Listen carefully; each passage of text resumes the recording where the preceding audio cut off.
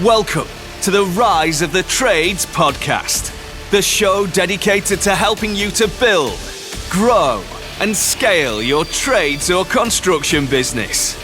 All rise for your host, Craig Wilkinson. Welcome to this week's coaching episode of the Rise of the Trades podcast, where we help trades and construction business owners to skyrocket leads, explode net profits without having to graft 60 hours a week and becoming that busy fool. In this episode, I'm going to be teaching you the exact strategy and 5 steps that I would go through if I was setting up a trades business from scratch today. But not any trades business, a trades business whereby when I launch it on day one, I know for sure it's going to be making me profit. It is not going to sap and steal all my time, and it's going to give me little to no stress. I mean, come on, how amazing would that be? And you know what? It's all doable. But before we go there, I'd just like to remind you that tickets for our Rise of the Trades Summit have now been released. Our Rise of the Trades Summit is taking everything that we learn on these podcast episodes and bringing it together for an in-person live event in Sheffield, where our members and listeners to these episodes travel from all over the UK to come and spend the full day with me, where we're going to be doing a big networking session. We're going to be taking you outside your comfort zones. We're going to be giving you some marketing strategies live on stage, and we're going to be getting you pumped up, fired up and motivated to dominate the rest of this year. If you want to attend this unique hybrid event, please consider clicking on the link in the show notes and the description of this episode and securing your ticket right now. Now, let's transition over to this week's coaching episode.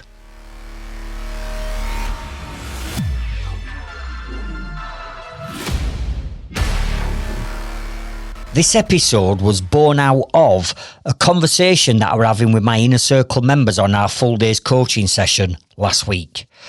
And they're about to finish and come to the end of the 12-month program with me. We were talking about the wins and the benefits and how all their businesses have grown. And then, Laurie Irving from Heating Care in Dumfries just sort of like dropped it in. Oh, by the way, I forgot to mention as well, this month I've just won $100,000 heat pump and renewable job. And it's like, what? Where did that one come from? Which then spurred other members to saying, we've got some more wins as well this month, such as Ben Ely from Ely Projects in Derby, who then shared, I can't believe it, Craig, honestly, we're chock-a-block with work, we're booked up 12 months in advance, can't thank you in the course enough. And then that spurred Ollie Ford from OJF Electrical to jump in, saying that he's systemised and automated his entire business. He's an electrician and he does a lot of EV chargers and solar panels. And he's saying we're booked up, we're making more profit than ever before. I've got my time back, all thanks to the systems and everything that we've put in place. So I'm then say, well, look, what would you do different? Now you've got all this knowledge over this last 12 months. Now you've implemented it, and you can see the results that you've now got. If you were to go back to day one when you set your business up, what would you do different? Because clearly you wouldn't do what you did to start off with, because if you did it right, you wouldn't have needed me in a circle. Do you get what I mean? I said, so what's changed? What have you done different? And they all started coming out with all the different strategies and everything that we've gone through. And I'm sat here thinking, this is music to my ears, because what we've now done is we've took these what were busy, full business owners, and now we've transformed them into businessmen. And they're looking now at running the business like a businessman. And if you haven't listened to last week's episode, actually, which is episode 75, I'd suggest you go back and listen to that one, because that's all about moving away from the mindset from being a tradesman to being a businessman. And that's what everybody on my inner circle ultimately ends up becoming. So the question were then thrown back at me. And they said to me, well, all right, Craig, we know your story. So what would you have done different? If you were setting up a trades business today, if you were setting up another joinery business like I had, if you were setting that up, what would you do and how would you build it? And I said, lads, listen, I've already done this twice over the course of you being on this inner circle, because over the last 12 months, I've launched 2 new businesses. I says, and throughout this last 12 months, I've been sharing with you what I've done and how I've done it. And in the fact that these businesses, when they went live on day 1 and we announced that the businesses were open, we generated leads from day 1. They were all profitable leads. I didn't have to deal with them leads coming in. The systems and the team that I've put in place were dealing with them leads. So in effect, what I did is I've built the businesses so they run without me, or as little time from me as needed from day 1, right? I'm not going to build a business and wing it and cobble it together like I did 32 years ago when I set my joinery business up, and then be a busy fool and trapped in this business making no money for the rest of my life. No. When I build businesses, and what I teach is, let's build the business so that when the business goes live, from day 1, you're out of the business. You've actually built a business that runs without you, or as near as damn it to it. And that's what, on my inner circle, people end up with. However, what we've got to do on day 1 is change the mindsets and unpick all the bad habits and all the mistakes that they've been making over all them months or years, to a point where we can then start to put things right. But when we put them right and they understand and learn the strategies, then obviously they get the results. And because these strategies that I teach you, not just on my inner circle, literally on these free podcast episodes, I mean, these are gold dust if you take action on them. But everything I share on this podcast will get you to a point where you're learning new skills. And these skills that you're learning can be transferred to any business. So the businesses that I've recently set up are not in the construction industry. They're outside of them, right? But the principle of building, growing and scaling a business from scratch is the same regardless of what industry, sector or profession you're in. It's the same process. So many of my inner circle members get to the end of the program, and then because of what I'm teaching them about looking for opportunities and looking for products and services that will make them more money than the business they're in right now does, they then go on to set up other businesses. So then let's say set up a second business. But when they set that second business up, they're setting it up the right way from day 1, which will then, when they launch it, they're out of the business. Do you get what I'm saying? So with that, I thought, hang on a minute. It's all right me talking about all this with my inner circle members in-house, but I want to share the strategy and the 5 things that I go away and do when I'm launching a new business. Now, hang on a minute. Before you go, hang on a minute, Craig, I've got an established business and I've had it for years. This is not relevant to me. 100% it's relevant to you. So whether, number 1, you are considering starting a business, or you're about to start a new business, and let's say you might be a plumber, you might be an electrician or a joiner like me, and you're thinking about it, then you've just struck gold by listening to this episode. Because you're not going to make all the classic mistakes that I've made and all my inner circle members have made, because you're going to build your business right from day 1. Or you might have got an established business, but you've got some challenges and you've got some obstacles that are preventing you from growing. Right, take what I'm going to share with you in this episode and go and rectify them problems so you can push on. Or you could have a business, but you've got a new idea, a new venture, something that you've seen and it keeps coming back into your mind where you keep thinking, do you know what? If I had the time to go and set this up, this is what I'd go and do as a second business. And it doesn't have to be in trades and construction. It could be any business, as I've already said. This strategy, these 5 steps will work for that. So it doesn't matter where you are on your journey. This episode is gold dust if you want to set up a business from scratch that makes you money and gives you time back from day one. Now, what we've got to remember is the wheel of business was invented and created years ago. Absolutely donkey's years ago. So why is it that when we set up a business, we just go at it, hell for leather, winging it, making it up as we go along and trying to do it our way?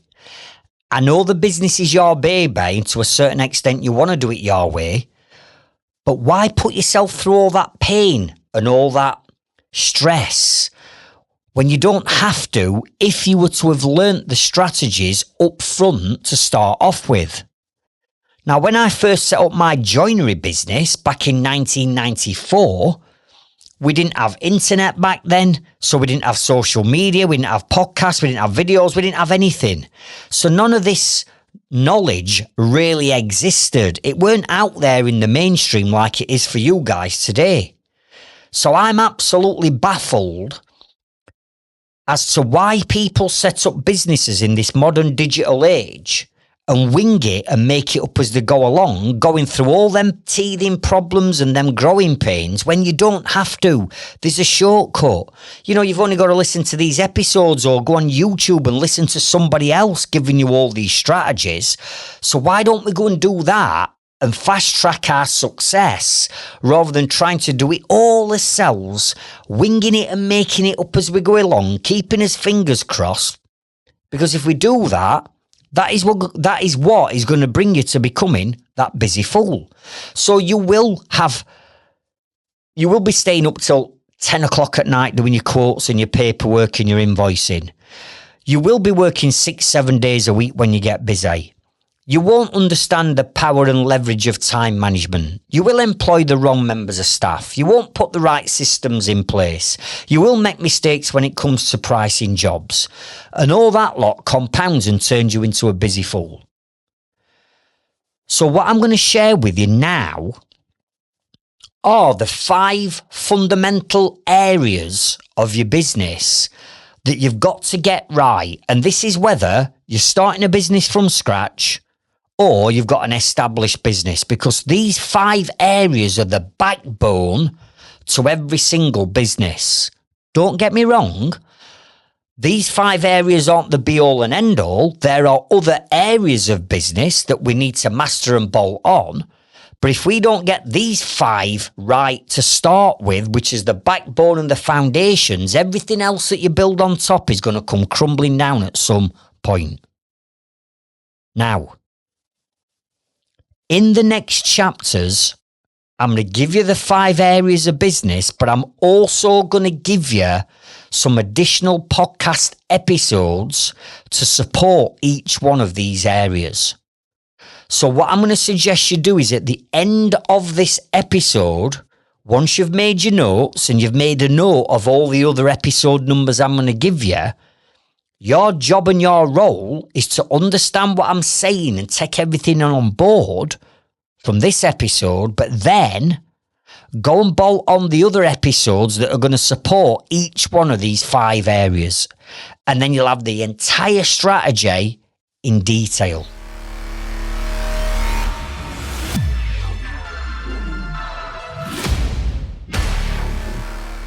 So here goes. The first thing that I would do before I do anything else is set myself a 90-day action plan. Write it down. A 90-day action plan. Now, you've got to remember what we're going to do here is we're going to be building a business. We're going to be building it first before we've even launched it or even got us first lead come in. But to do that, we're going to need a plan. How are we going to pull all this lot together? And if we don't have a plan, right, we're going to end up going off on a tangent down this road or path that's taking us further away from the ultimate goal.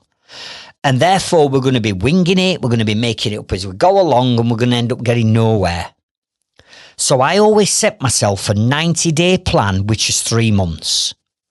And I genuinely, honestly believe, and I've done it myself twice, that you can build a business that runs without you on autopilot. You can build it all within 90 days, within 3 months, if you've got a plan. Now, in this plan, I want you to start to think about what is the long-term vision of the business. Because whether it's my inner circle members or my growth club members that we're coaching, and I say to them, what is the 12-month vision of the business? What's the long-term vision of the business? What do you want it to give you? What are you going to be doing? What products and services are you going to be offering? How much profit are you going to be making? How many leads are you going to be generating on a weekly basis? What's your conversion rate going to be? All of a sudden, it's like, whoa, hang on a minute. I don't get you. And I'm like, what is the vision of your business? And for many people, because they're stuck in that busy fool period of the business where they're doing everything and they ain't got 2 minutes to have a breather because they're working stupid hours, they don't get time to plan the business. And there's a saying, if you're failing to plan, you're planning to fail. And that's absolutely bang on. So what I want you to do is look at the long-term vision and get some clarity of where this business is going and where you're going to be heading and what are the most profitable products and services you're going to be offering and who's the target market and what systems are you going to need in the business and what marketing strategy you're going to need. All that lot needs thinking about because all them elements are going to be pulled into this plan. But even today, for established businesses, when I say to them, what's the vision of the business? They don't know. Business owners have got no clarity because all they seem to be doing is firefighting, putting out fires and dealing with, day-to-day shit and chaos. You've got to stop and you've got to plan. So what I want you to do, even if you've got an established business now, is go, right, in 12 months' time, what does this business look like? What is it giving me? What do I need to do? What do I need to change? What do I need to implement? What approach do I need to take to make sure that I can fulfill that vision? And then what we're going to do is we're going to create a 90-day plan. And we're going to say, hang on a minute, we can't achieve a 12-month vision overnight in a business that we've not even set up. But what we can do is we can say, right, over the course of this next 90 days, 3 months, 13 weeks, we're going to plan out what we're going to be working on so that we achieve the goal of launching this new business within the next 90 days that's going to give us time and financial freedom before we've even started. So what does that look like?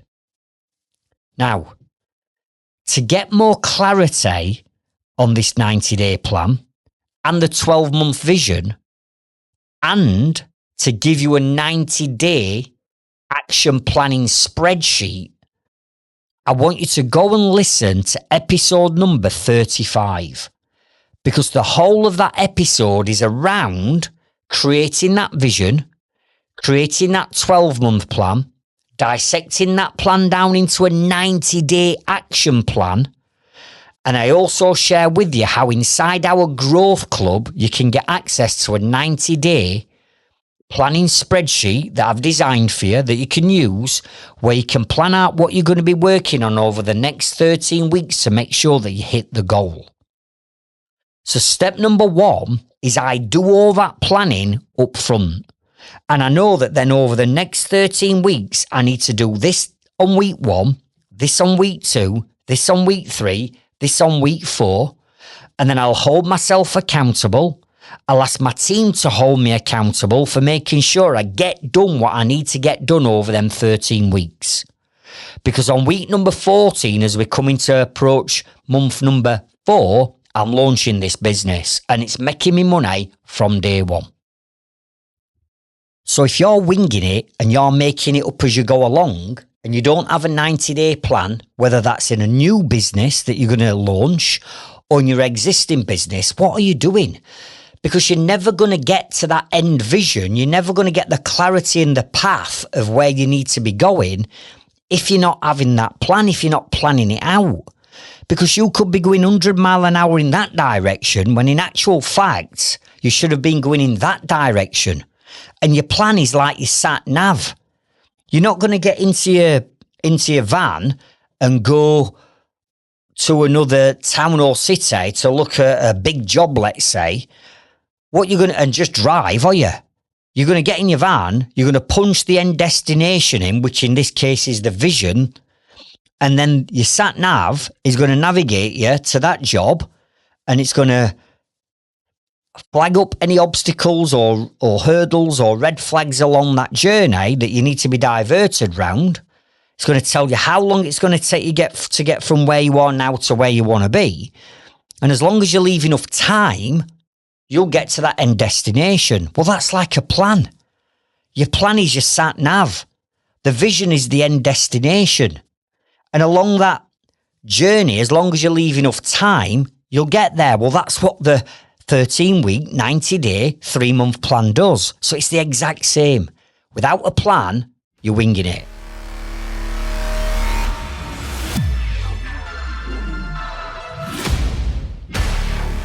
So soon we've got the plan, area number 2, and step number 2 that I would work on are the numbers in the business. Because let's face it, come on, you're in the business of making profit. And I know that not everybody wants to become a multimillionaire. I get all that. That might not be what makes you tick.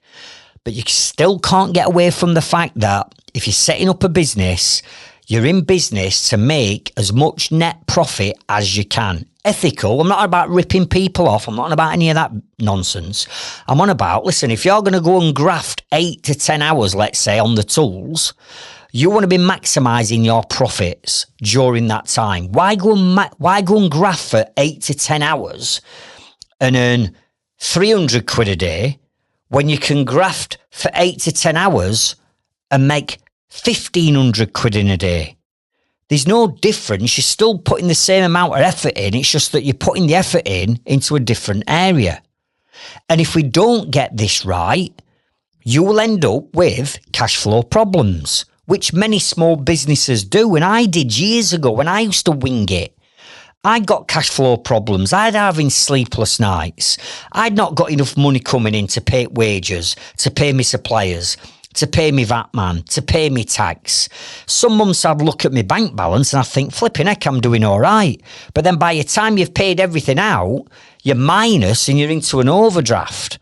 And then you're in a downward spiral, aren't you? Because what happens then?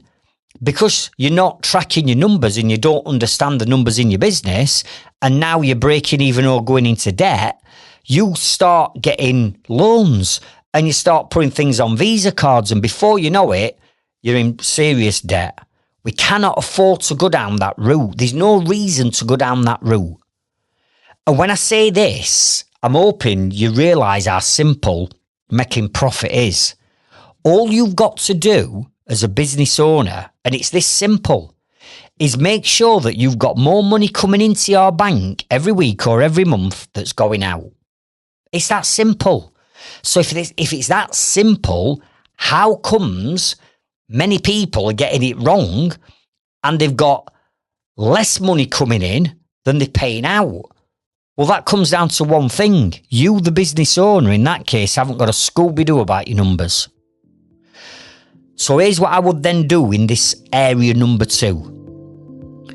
I'd say to myself this: look, as a plumber, joiner, roofer, tiler, plasterer, sparky, scaffolder, whatever it is you're doing, I'm sure there's lots of different services that you can offer. So let me give you an example. As a joiner, I could do bench joinery, first fix, second fix, house bashing, finishing joinery. I could do the lot. So years ago, I used to do all that. But some of that work were profitable and some of it weren't. And because I didn't understand the numbers, 3/4 of my week was spent working on unprofitable areas of the business or unprofitable services. And it wasn't until I started to understand the numbers in my business that I realised that if I niched down and all I ever did every day was loft conversions would make me more profit than first fixing or second fixing for a builder, or hanging some doors, or putting a roof on for somebody. It were loft conversions that made me the most amount of profit. So what I want you to do as you're approaching launching this new business is do what I do and ask yourself, out of everything that I could do within this business, what are the 1, 2, or no more than 3 things that's going to make me the most amount of profit from the services that I can offer? And then everything else that you could offer, you're just going to ditch, because that's stuff that's not going to make you money. So the first thing I do when I start looking at the numbers is, right, I need to niche down and I need to understand, out of everything I can offer under the umbrella of this business, what are the 1, 2, or 3 things that's going to maximise my profitability. Then what I do is I will teach myself how to price jobs correctly. Because again, for many people, you are not pricing jobs correctly. You're winging it. You're making your numbers up. You're sticking a bit of extra on.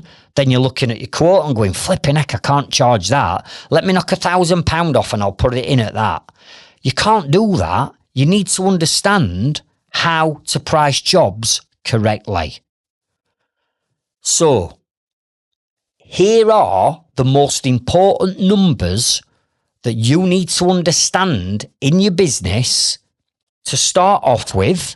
They're not all of them, but these are the ones that every single trades or construction business owner must understand.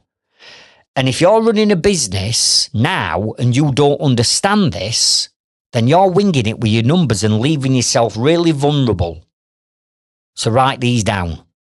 Number 1, you have to understand your hourly rate.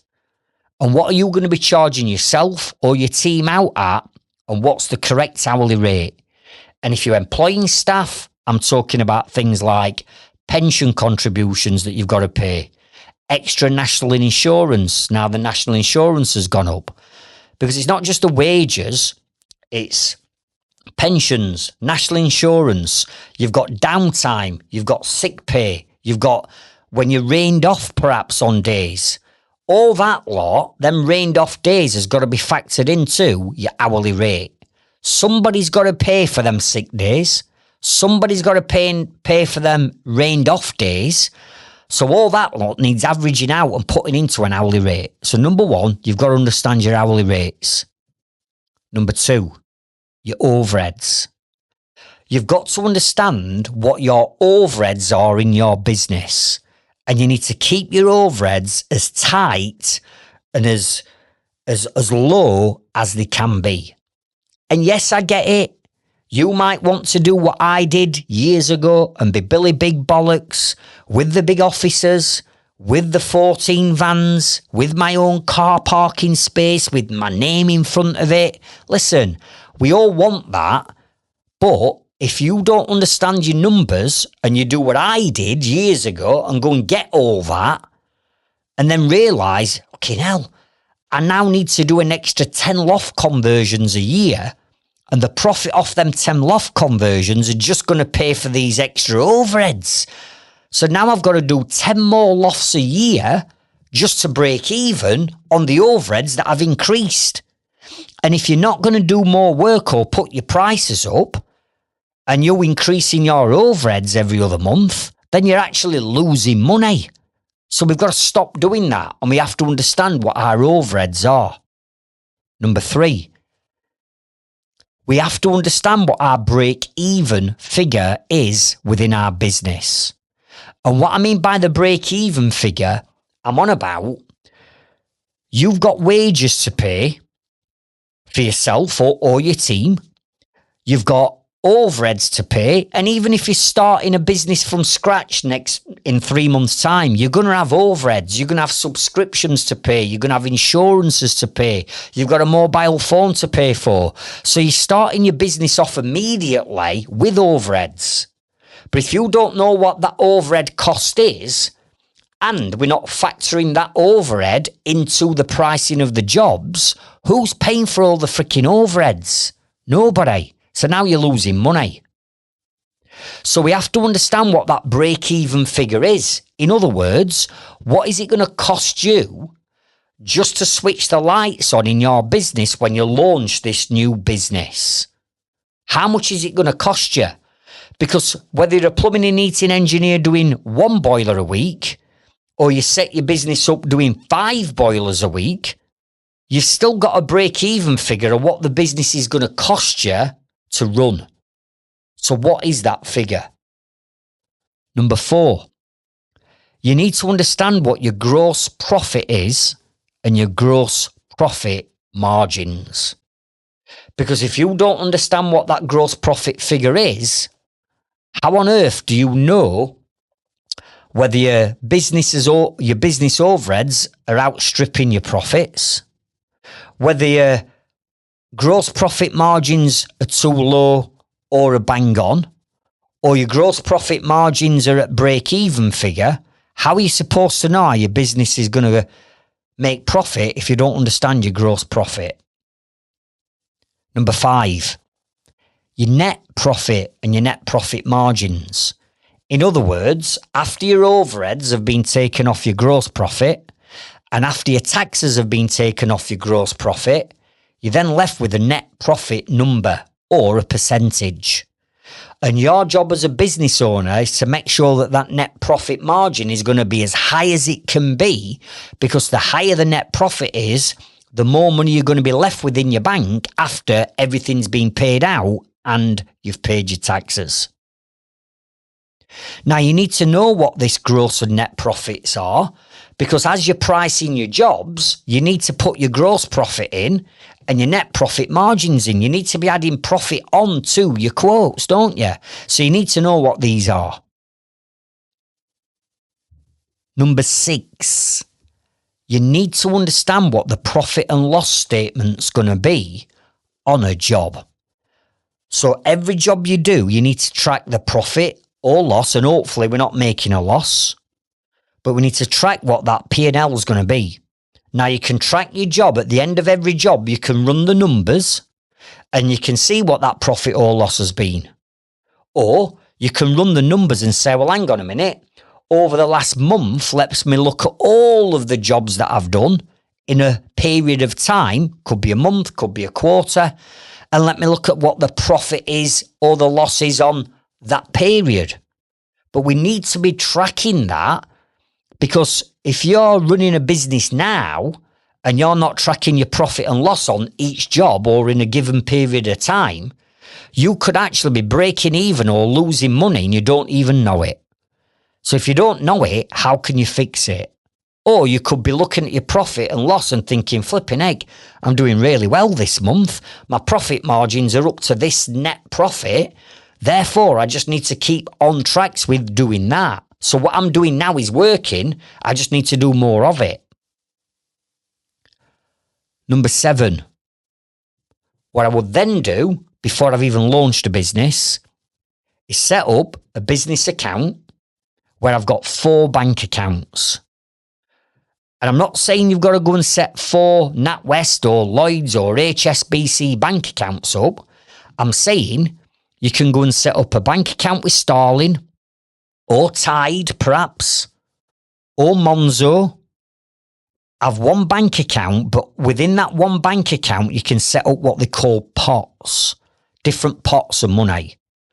But ultimately, I would set 4 pots up, and the pots would work like this. Number 1, I'd have a current account pot. And in that current account, that's where all your transactions are going to take place. Money coming in, money going out. So customers pay their invoices, it goes into that current account, and then every supplier that needs paying gets paid out of that current account. But the other 3 accounts would be, number one, a VAT account. Because I'm setting this business up and I don't want to be under that threshold, do I? And I still can't understand how so many, particularly sole traders, are out there with the mindset that, I need to keep underneath that £90,000 VAT threshold. Because if I go over that, I've got to start charging VAT and therefore I'll never win work. What an utter load of nonsense. Of course you can win work when you're VAT registered. If you look at every single probably limited company that's turning over more than £90,000, and there's probably more of them than there is sole traders, they're all winning work, charging VAT, so why can't you? And that is a mindset shift that people need to have. So I'd set up a VAT account because I'm like, listen, as soon as I launch this business, I'm going to be going VAT registered from day one. I'm not going to go as a sole trader. I'm going to set up a limited company. I'm going to go VAT registered from day one, and I'm going to start doing VAT from day one because I know that within the next couple of months, I'm going to be over that VAT threshold. So therefore, I'm going to set up a VAT account, a VAT pot. The third pot that you're going to set up is a tax pot. And what you're going to do in that tax pot is you're going to, every month, you're going to be putting your tax money to one side. Whether that be a self-assessment tax for your tax return, or whether that be a corporation tax for a limited company on the profits that you're making, I'd set up a tax pot. And the fourth pot would be what I call a savings pot or a rainy day pot. And this is how my pots work. Number one, the current account brings the money in. I then take the VAT off that invoice and I put all 20% into a VAT pot. I don't try and work out the difference in VAT on what I can reclaim back. I just put all 20% of that invoice that customer's paid me straight into a VAT pot.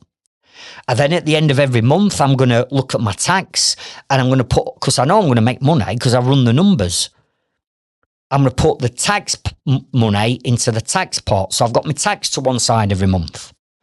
And then what I then do is at the end of every quarter, any profit or surplus cash that's left over will be taken out and put into the savings or rainy day pot. And you'll always have money and surplus left over in your VAT pot because you're putting 20% of that VAT money, the whole of it, that you need to pay the tax man into that VAT pot.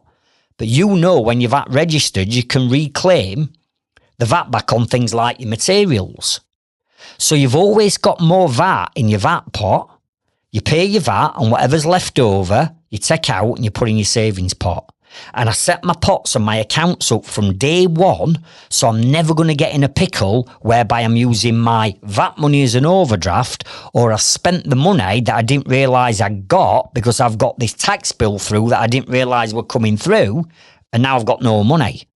I separate my money straight away. So what I would do if I were you is do everything I've just said, whether you've got an established business. But if I was setting up a business from scratch, I would understand all them numbers in my business. I'd know what they're all going to be. So therefore, I know that when I bring my first lead in, it's coming in from a lead for the most profitable service I can offer. I know what I'm going to be charging. I know what my prices are going to be. I know what my break-even figures are going to be. I know what my profit's going to be. And I've got my 4 bank accounts set up ready to move that money to one side. That's exactly what I do. Now, in conjunction with the numbers side, I'm going to give you 3 other podcast episodes that I want you to listen to that will help you understand all these numbers in your business. The first one is episode number 7. And this is where I'm teaching you what is gross profit, what is net profit, how do you work those figures out, because it's really easy how to work out your gross and your net profit. You just might not know how to do it. But when I explain it to you, and you'll go, flipping heck, I didn't realise it were that easy. So episode 7 is gross and net profit explained. and how to work out your profit margins and as percentages. The next one is episode number 61. Because this episode is with Julie Robinson, who's an expert accountant that deals with helping limited company businesses make more profit but not overpay on taxes. Because one of the things that you're going to need moving forward is an absolute shit-hot accountant that's going to help you make more profit, help you not overpay on taxes, because I'm telling you now, when we go through our inner circle, almost every single one of my inner circle members has been overpaying on tax and they didn't even know it. So that's episode number 61, beg your pardon, 61. And then episode 63, I teach you how to correctly work out your hourly rates so you know what you should be charging. I go through all of your overhead contributions and show you how to work out your break-even figures. Now, if you're a Growth Club member, me and Julie have built a pricing and profit calculator. And that's inside our classrooms and all our training inside our Growth Club. And you can download that pricing and profit calculator along with the video tutorial on how to use it. And by literally punching a few different numbers into a few different fields, you've then got a calculator that works out your hourly rates for all of your employed and subcontractors. It automatically works out your overheads and your break-even figures. We've built a pricing calculator inside so you can price all of your jobs that includes all of your gross and net profit margins. And if that's not enough, right at the very end, we've built a profit and loss. So it pulls through all the pricing and the price that you've put in for the job. But next to it, you can then actually put the actual cost of the job in once you've done it, and it'll work out your profit and your loss and all your profit percentages. It's insane. So if you're a Growth Club member, log into the Growth Club, go to the classrooms, go to the finance section, and all that is waiting for you right now inside our Growth Club.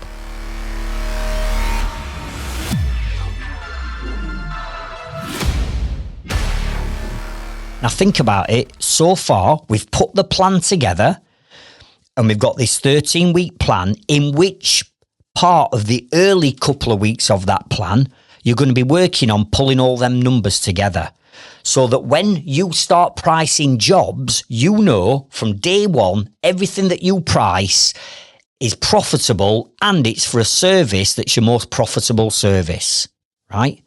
Then what I do, factored into the plan, is I'll then look at area number 3, which is marketing strategy. Write it down, marketing strategy.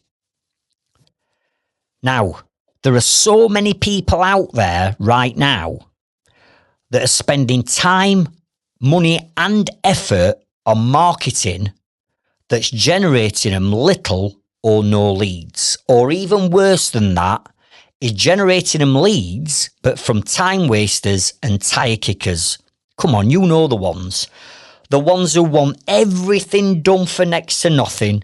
They want the cheapest price and they want things done yesterday. And that is so time draining and so soul destroying that you're trying your best, you're doing your marketing, but you're getting no leads or not enough leads or time wasting leads. And that has all got to stop, because you cannot scale a business if you're not bringing in the right leads. So here is what I'm going to suggest that you do, again, in the early part of that plan. Now, marketing is vast, right? Honestly, there's over 40 different strategies that we can teach you on marketing a trades business. Honestly, there's all sorts. And if you go to our podcast on our website, you'll see that right at the very top of our website, where all these podcast episodes are on, we've got a topics filter where you can start to filter down all of these different episodes into all the marketing episodes will filter together, all the finance ones will, all the team ones, all the systems, everything that we teach you, you can filter it down. And when you go and look at the marketing section, it's arguably the biggest because there's that much to learn when it comes to marketing. And in actual fact, talking about my inner circle that kicked this episode off, on the 12-month program with me, 5 full months is spent on marketing, teaching all the different strategies. Now, the reason why I'm mentioning this is we're looking at this as setting up a business from day one, right? And what do we need to do marketing-wise from day one? So yes, we can go and spend 6-7 grand on a website. Yes, we can go and have funnels built. Yes, we can go and have lead magnets built. We can do all that and all the technical stuff and the SEO and everything else. But you've got to remember, not everybody's got a budget to have a website built from day one. Not everybody can afford or have got the knowledge on how to build funnels inside Leadzilla. Are you with me? So remember, I'm doing this on a shoestring budget. And so far, everything that we've covered in steps number 1, the plan, and steps number 2, the numbers, has cost nothing. It's cost you nothing other than time. Now, when we come over to marketing, this is the first section where I know if I'm setting up a business from scratch, I've got to invest a little bit of money. But what I'm not going to do is go and invest thousands into marketing from day one. What I'm going to do is I'm going to do enough marketing activity to attract the leads I want, get some business in, get some work in, do the work, bank the profit because we know we're making profit. And then maybe 3 months down the line, in other words, 6 months into this bigger plan, maybe I have got money, a 10 grand budget to go and spend on getting all the other bells and whistles bolted on. Do you get me? But initially, here are the areas that I'm going to suggest that you invest into immediately. And again, if you're an established business, I want you looking at these areas and saying, am I doing these now? And there's 6 things that I'm going to focus on right from day one. Number 1 is the branding, right? Is your branding. Is the name of the company, the logos, the fonts, the colours that you use, the strap line, your personal brand and bringing you into the fold. Your branding has got to look like where your business is going to be in 10 years' time, not where you are when you first set up your business on day one on a shoestring budget with no experience with marketing and branding. And the sad reality is, and it pains me to say it, that the vast majority of trades and construction business owners have got a poor brand. Now, hang on a minute. Before you think I'm personally attacking you and your business, I'm not. But the truth is, you've got poor brands. In the fact that you've called your business after your initials or your name and made it personal to you, which makes you look like a small band, one-man band now because you brought your name into it, or you've named your business after the street that you set your business up on when you lived on that street, or whatever you've brought into it personal. You've made them mistakes, you've got a cheap brand, and therefore you're going to be turning your target market off. Now, given the fact that you want to make profit, and a good profit, you don't want to be attracting the cheaper end of the market, do you? You want medium to high end. So that means you need a high end brand, because we need to build this business like we're going to be where we are in 10 years. We're not building it like we are on day one. I'm looking at this thinking, the long-term vision of my business is I want to be doing this, and this.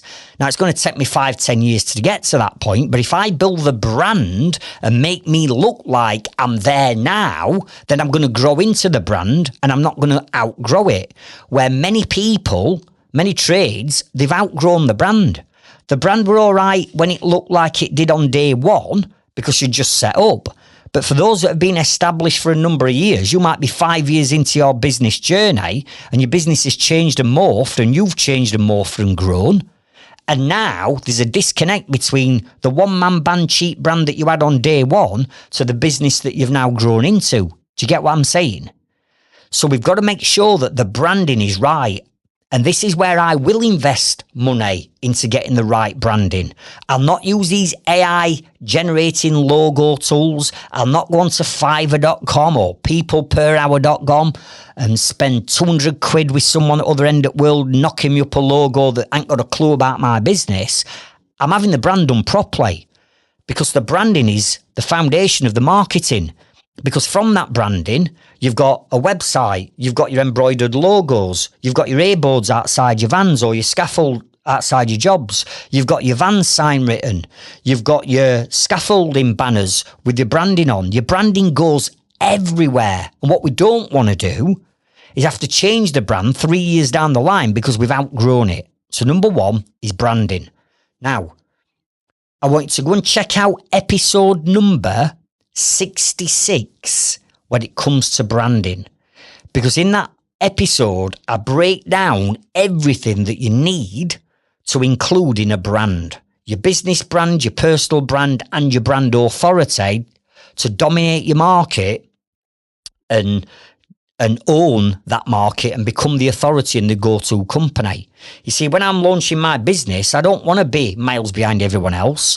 I want to look at who's the number one, and then I'm coming for you. End of. And within 12 months, I will be the number one. And the branding represents that. So that's episode number 66. The second thing I'm going to do when it comes to marketing is identify my target market for that niche product or service that's going to make me that profit. So who is my target market and where can I find them in the highest concentration? Because again, when it comes to marketing, most businesses have got a scattergun approach where they're putting random content out at random times to a random market that's never going to buy off them. That's not going to work. We need to be laser focused on who we're targeting with our marketing to make sure that we're hitting bullseye and getting warm leads coming in. We don't want cold leads and we don't want time wasters and tire kickers. We want people that have got the right budget in the right geographical locations who are prepared to wait for a top quality job. So who is that target market and where can I find them in the highest concentration? Because I'm going to be marketing with this world-class brand to that person. So I want you to go and listen to episode number 11 if you want to understand who your target market is. Because in episode number 11, I share with you the 9 characteristics for you to determine who your B2C, business to consumer, or B2B, business to business target market really is. Step number 3. This new branding that I've got, I'm now going to go and set up my social media platforms, but I'm not going to go and set all of them up. So just because my competitor is on all of them doesn't mean to say you've got to be on all of them, because you only want to be hanging out on the social media platforms where your target market are hanging out. So for instance, if you're into commercial as an example, or industrial work, maybe a sparky or an heating engineer, and that's your market, you want to be all over LinkedIn. If you are B2B, you want to be all over Facebook. So we need to know where they are. And we've got Facebook, LinkedIn, X, Twitter, Threads, YouTube, Snapchat. We've got all them platforms, but we don't want to be on them all because that's going to waste our time. We want to be on the platforms where our target market are hanging out. Then what you're going to do is you're going to use my 3-step fishing strategy to start posting the right content at the right time to the target market that you've just identified. And if we get our social media platform set up correctly with our world-class branding on, and we start putting the right messaging out to call out that target market to our business, then guess what? We're getting laser focused on attracting more leads to our business. And those leads that are coming in, we know they're going to be profitable because we've already run the numbers. Number 4 is videos. You've got to be all over video marketing in today's day and age. And there's 3 types of videos that you're going to need. Number 1, you need an introduction video of yourself introducing your business, calling out your target market, sharing what products and services you offer, hitting your target market with all the pain points that they've got, and then giving them the solution to solve it. You need an introduction video. The second lot of videos you need is you need 3 video testimonials. Now, if you've not set up a business yet and you've not got any customers, you can't get the video testimonials yet. But I guarantee that within 2 weeks of me launching this business and having 3 or 4 customers, I would have 3 video testimonials. A social proof that your target market is telling the world how clean, tidy, on time and on budget you are and how they recommend you and your business to everyone. And the third lot of videos you need are what we call how-to videos. And this is you where you're going to be demonstrating your authority and your expertise in the trade that you're in by showing and demonstrating something on that video whereby anybody watching it will look at it and go, well, actually, they know what they're doing. I like them. They look a good company. Let me go and check them out. So number 4 is videos. Number 5, I wouldn't even bother setting up a website straight away. 1, because you haven't got the budget, and 2, if you were to set up a website immediately with my strategy I'm sharing with you, you won't be able to cope with the leads. So number 5 is set yourself up a landing page. That's it. It's 1 page. It's not a full-blown website with 6, 7, 8, 10 pages on. It's just 1 page about you and your business. And the only thing that's on that page that you're selling are the 1, 2, or 3 most profitable services that you offer. You don't need an all singing and all dancing website just yet. You just need 1 page and then get your introduction video on that page. Get the content on there for the products and services that you're offering, which you know is going to make you profit, and build a landing page. Number 6, the next thing I build is a vetting form.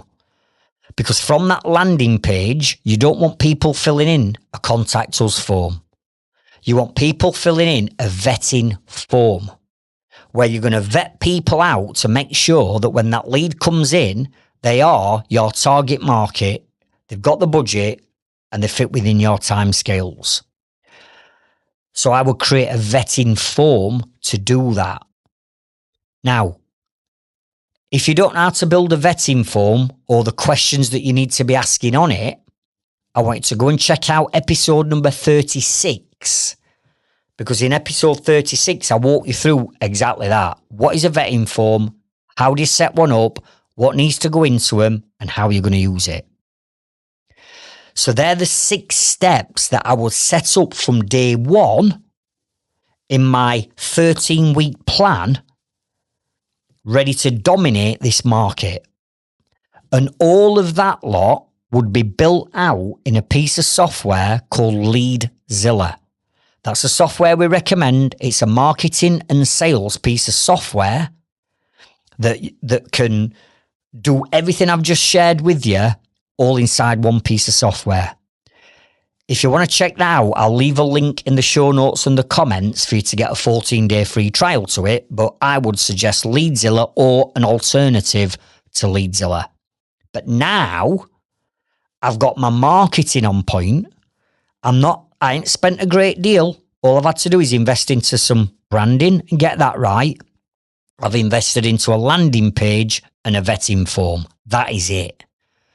And I'll be out of the door and I will be absolutely hammering social media with my phishing strategy, and I'll be generating leads seriously the day I go live.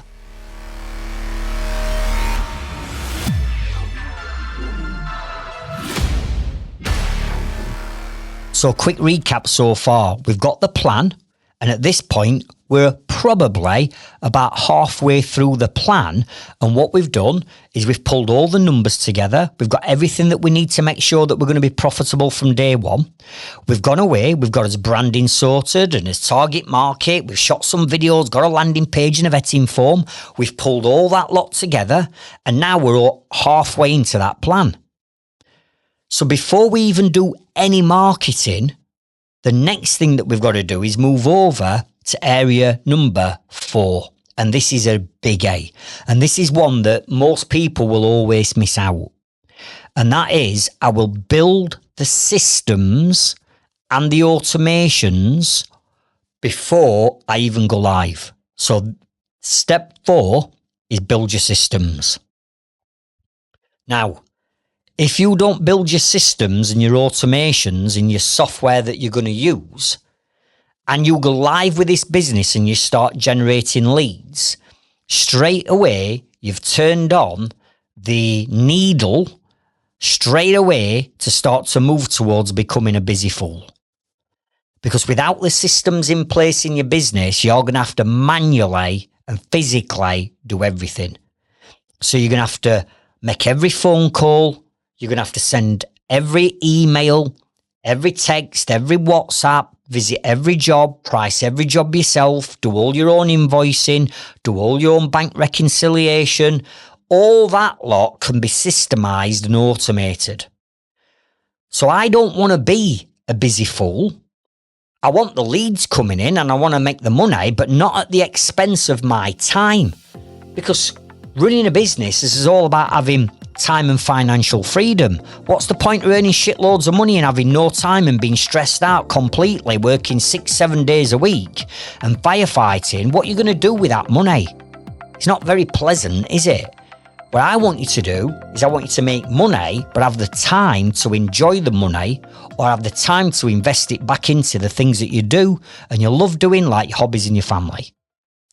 The only way you're going to get to that point is by implementing the systems. So here's what I'd do. I would map out my customer journey.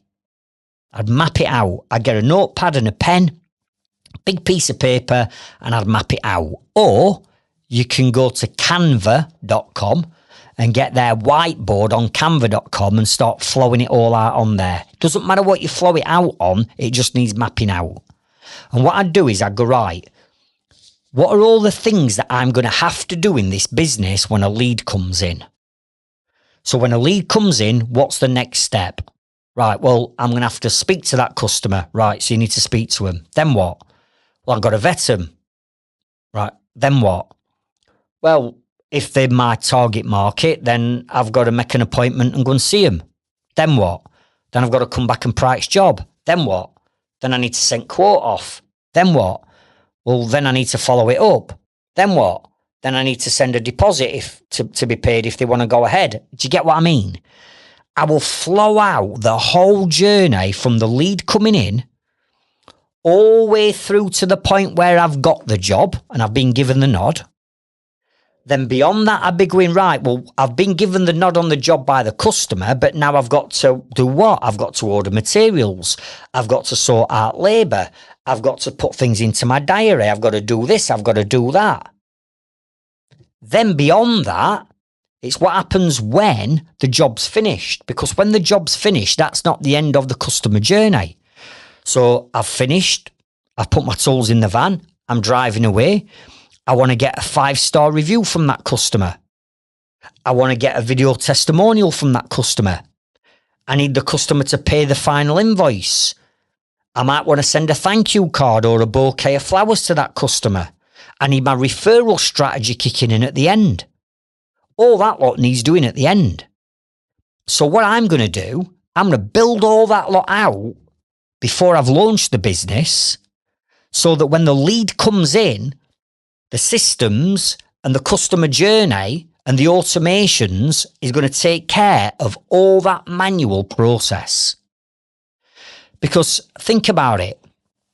You've only got 168 hours in a week. And if you're going to be doing one job a day or one job a week, depending on your trade, That's all right. But as you start to scale up and get busier and busier and busier, you've now all of a sudden got 5 jobs to vet and inquiries coming in to deal with. You've got 5 lots of communication. You've got 5 lots of jobs to go and do a site or home survey. You've now got 5 quotes to get out. You've now got 5 quotes to chase. You've now got 5 invoices to raise for deposits, 5 lots of labour, 5 lots of market materials to order. You've got 2, 3, 4, 5, 6 more things to do every time you take a customer on. Well, why would you want to do all that and be staying up till midnight doing all that and just becoming that busy fool? What you need to do is put the systems in place first so the lead comes in and then everything else is taken care of by the systems. Do you get what I'm saying? So I build the customer journey first so I can understand what that looks like. Then what I would do in Leadzilla is I go and build what we call an opportunities sales pipeline, which is a doddle to do. I build all them different steps in so I can see where all my customers are at any one time.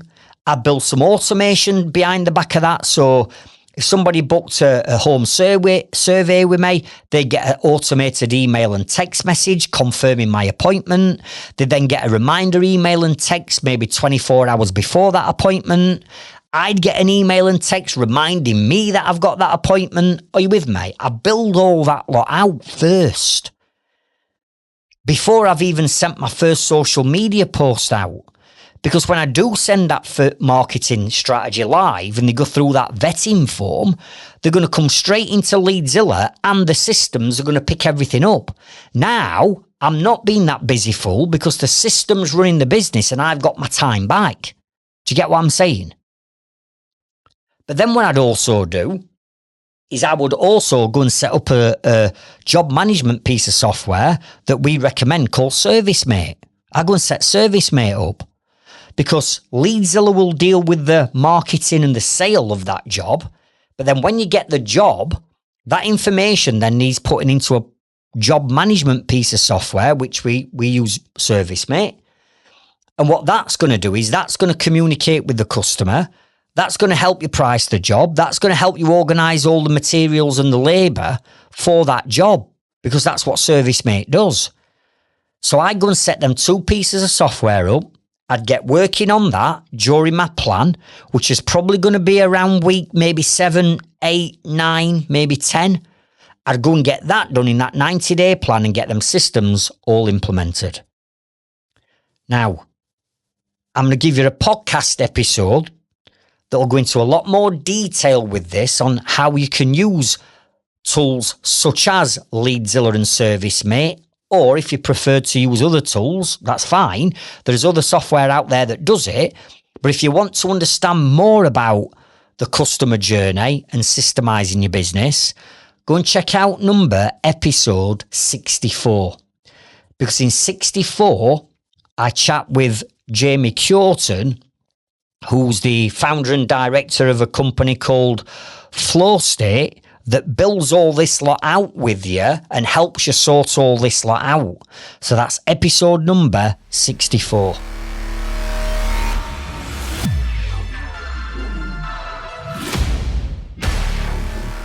So let's have a quick recap. Step and area number 1, we've got a plan, we're setting goals, we're sticking to them.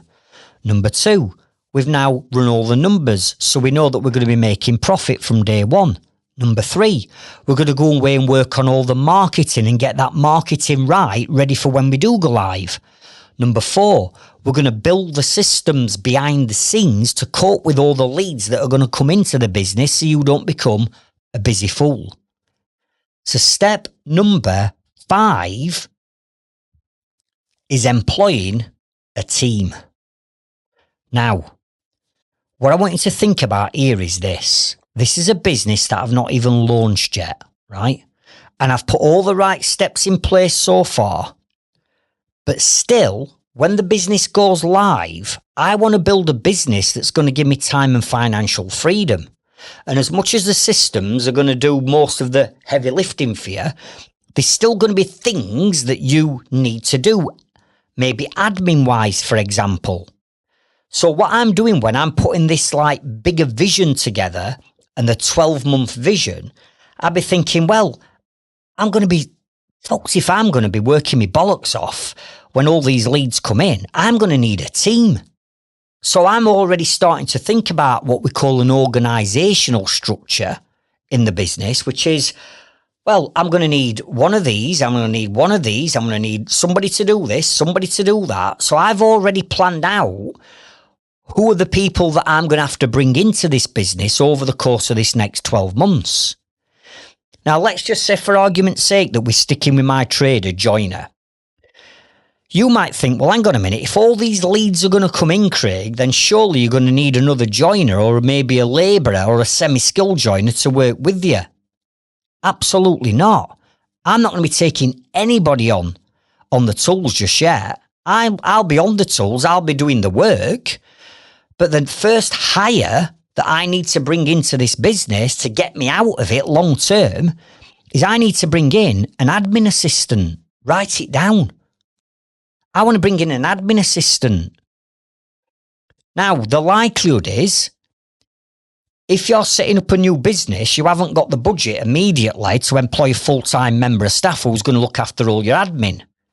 But what we can do is we can take on a virtual assistant, a VA, a pay-per-go, or pay-as-you-use VA perhaps, where you're only paying for their time that they're using.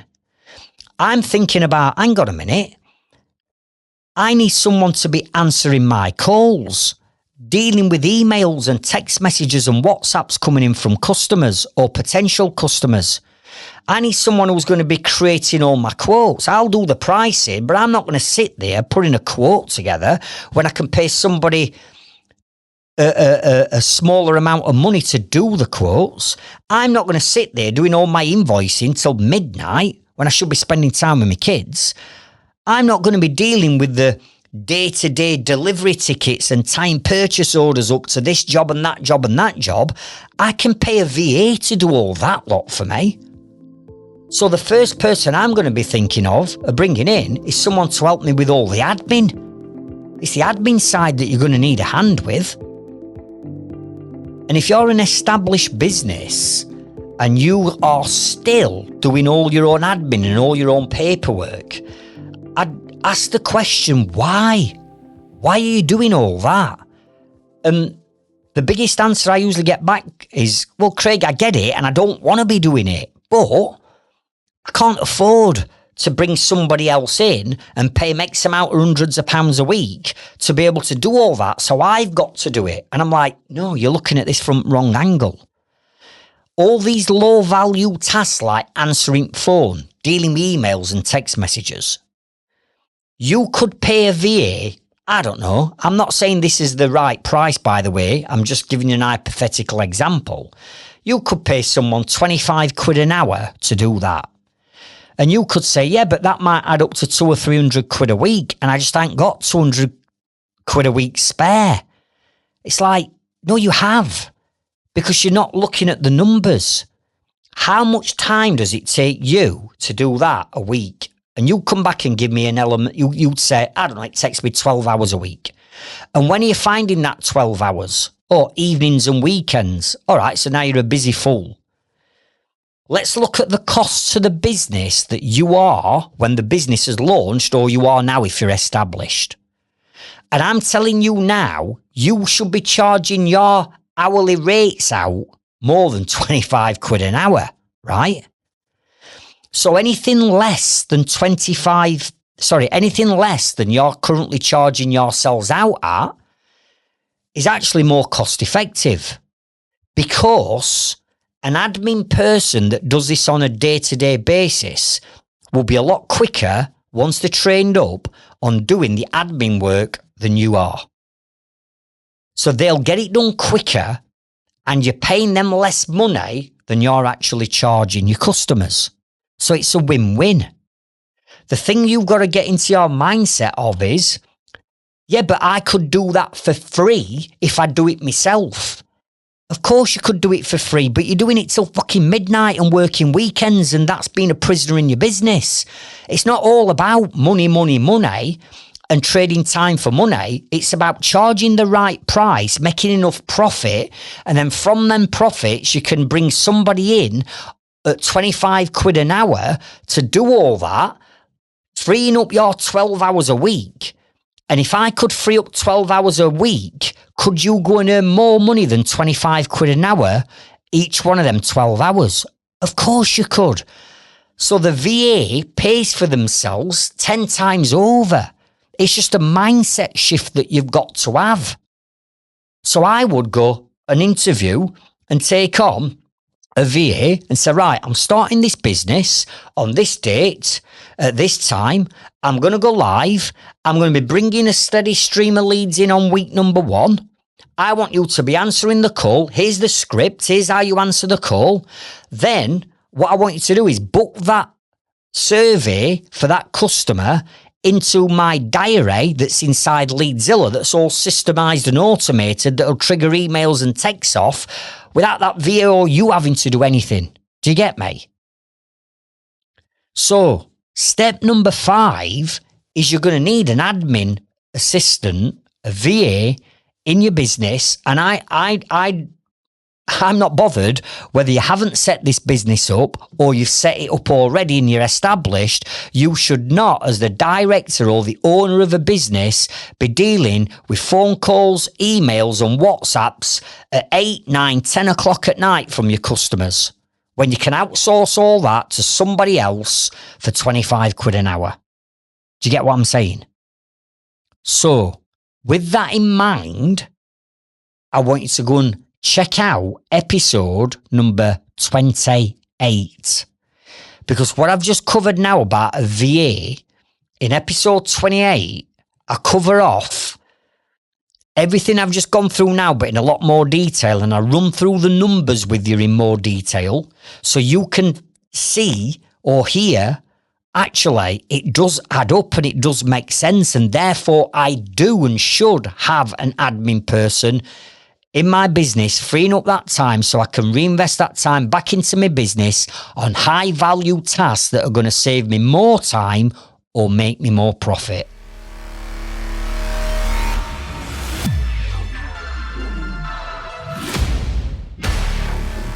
So the 2 businesses that I've recently launched, I've done all this and built all this lot out, as I've just explained, before I've even announced that the business were open, before we even put our first social media post out. Everything were built behind the scenes, because remember, the business wheel has already been invented.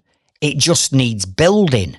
What we don't want to do, or what I don't want you to do, is launch a business, be winging it and not doing any of this and trying to muddle your way through, because I'm telling you now, that is the quickest and fastest route to becoming a skint busy fool who doesn't own his own time and doesn't own his own relationship with his money. And that's exactly where I was 32 years ago, when I first set up my business. For that first decade, this is exactly where I were, busy fool. And it's only when I started learning all these strategies and slowly implementing them into my business that things started to change. And eventually, the business that I had, I built it, grew it, sold it, set me and my family up for the rest of our lives. Job done. But I only did it because I implemented these strategies that I teach you in this podcast. So this is the easiest way to build a business. All right. So whether you're doing it now and thinking about it, or you've already got one, I would suggest that you go through these 5 steps and get these smartened up as quick as you can. And for me, 3 months, I can build all this lot out in 3 months, 13 weeks, and we're planning it out week by week and we're sticking to that plan. There's no reason why within 3 months you can't be out of the door with a brand new business that's making you money without sapping your time. So what I'd love you to do is, whether you are inside our free Facebook group and community, or you're one of our Growth Club members inside our school community, I'd love you to come and tell me that you've listened to episode number 76, and out of these 5 areas, which one are you going to go away and work on immediately? If it's a new business, you're going to start with a plan. If you're an established business, which one of these 5 are giving you the most amount of pain? Because whichever one it is, that's where I'd be starting. So come and tell us which one you are starting on.